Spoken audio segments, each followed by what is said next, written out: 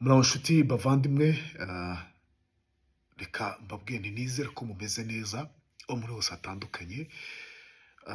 Tugeze mu gihe twibuka abacu bazize jenoside yakorewe abatutsi mu mwaka w'igihumbi magana cyenda mirongo icyenda na kane. Ni jenoside yashegeshe abantu benshi. Wari kundeba muri kano kanya yagushegeshe mu buryo udashobora kubwira buri muntu wese, handi wumva nta muntu ufite wo kubwira, ndakubwira ngo komera. Birashoboka ko uri kureba ino videwo ufite abantu benshi wabuze muri jenoside, ku buryo wibaza ngo ndabwira nde ko mbabaye. Basi Imana yisigariza n'uyu nguyu, komera. Undabwira nde? Undaganyira nde?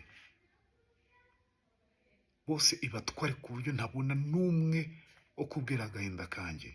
Komera pe, ndagukomeje nubwo tutaziranye, ndaguhobereye. Komera kandi ukomere. Uyu munsi hari byinshi navuga ngo uri kwibaza uko imyaka igenda ishira, niko abantu bagenda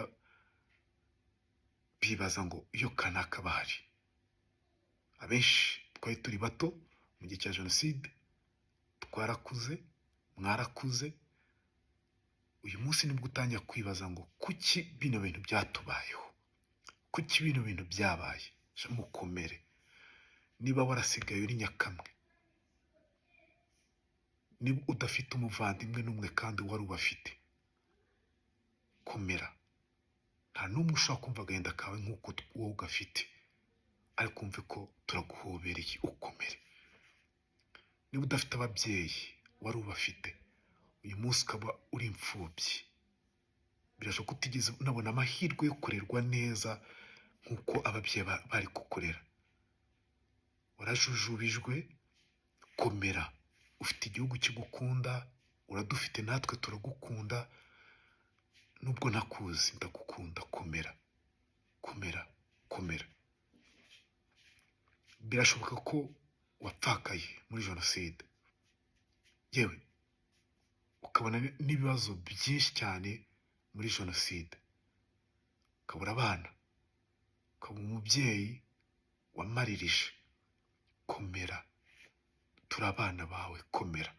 Ufite igihugu cyiza, uradufite kandi turagukunda, komera sha. Umuntu wese uri kutwumva cyangwa uri kunyumva aka kanya, uri kureba ino videwo, warokotse jenoside yakorewe abatutsi, wahuye n'ingaruka